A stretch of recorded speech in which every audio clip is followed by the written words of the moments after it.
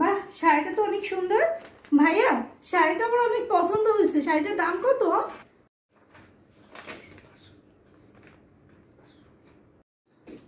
500 টাকা ম্যাডাম। জুনায়েদ, এই শাড়িটা আমার অনেক পছন্দ হয়েছে, মাত্র 500 টাকা যাচ্ছে। 500 টাকা? আচ্ছা সেটা প্যাক করে দিই, তুমি নিয়ে গাড়িতে যেয়ে বসে দাও, আমি টাকা দিয়ে আসতেছি। আচ্ছা ঠিক আছে, নিয়ে নাও। আচ্ছা ভাই এটা প্যাক করে দেন। ও এটা নেবেন? জি জি। আচ্ছা ভাই এলাম, প্যাকেট করে দিয়ে দিচ্ছি। ভাই এটা আসলে দাম কত? ভাই এটার দাম হচ্ছে 3000 টাকা। ও 3000? হ্যাঁ। আচ্ছা দাঁড়ান ভাই।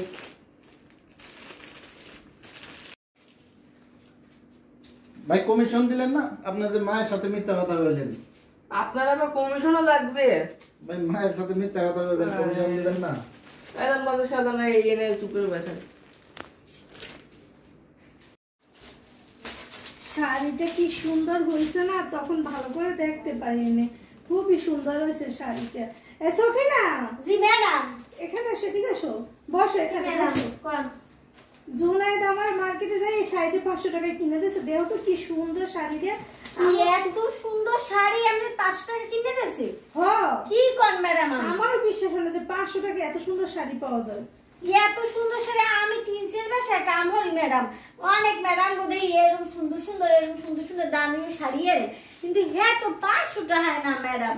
আমি এরকম একটা ম্যাডামের দেখছি, ওই বাসায় কাম করি, এই ম্যাডামের দেখছি যে এরকম রং না, রংটা একটু অন্যরকম, কিন্তু এরকমই একেবারে শাড়ি দিয়ে।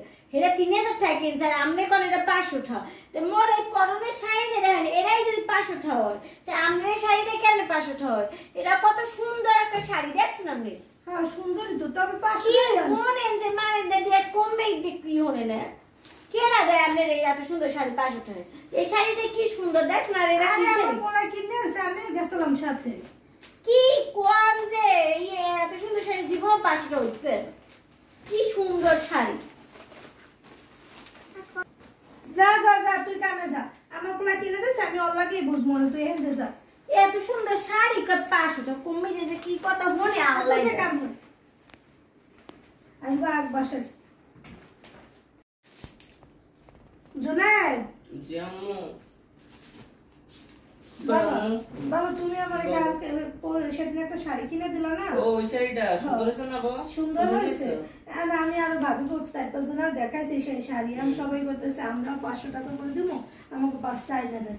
এখন কি করবো বলো তো, এরাও 500 টাকা করে সবাই দিয়েছে, 5টা এনে দিতে বলছে, 2500 টাকা আমার দিয়েছে। তুমি 5টা শাড়ি আমার এনে দিতে পারবা? আম্মু 5টা শাড়ি? আম্মু দোকানে তো ওই শাড়ি আর নাই, ছেলেই তো 2টা। একটা আমরা নিচে, আরেকটা কি জানি নিয়েছে, আমি জানি কি। আরে বাবা পাবা না, যাই দেখো একটু। আরে আম্মু নাই, ছিলই তো 2টা, এখন আর কই পাবো? আমি বলছি তুমি যাই দেখবা, সমস্যা কি তোমার? আচ্ছা ঠিক আছে। আনতে পারবি তো শাড়ি?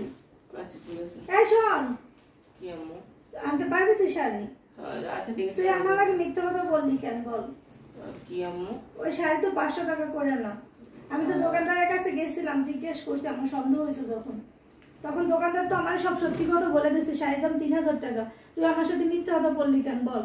এই মিথ্যা কথাটা তুই আমার সাথে বলতে পারলি? 3000 টাকার শাড়ি তুই আমার 500 টাকা বললি, তুই কেন কিনে দিলি বল? ওই আম্মু ওই বেশি দাম মানে বললে তুমি কিনতে চাইছো না, এই সুন্দর শাড়ি দিয়ে তুমি খুশি ছিলে, তাই তোমার খুশি করার জন্য কিনা দিচ্ছি। ও আচ্ছা ঠিক আছে বাবা, ধন্যবাদ। আল্লাহ বাঁচাই রাখুক তোমাকে, দোয়া করি। সবাই আমার বাবাটার জন্য দোয়া করবেন। সবাইকে অসংখ্য ধন্যবাদ আমাদের পুরো ভিডিওটি দেখার জন্য। আমার জন্য দোয়া করে। আমাদের ভিডিওটি যদি ভালো লেগে থাকে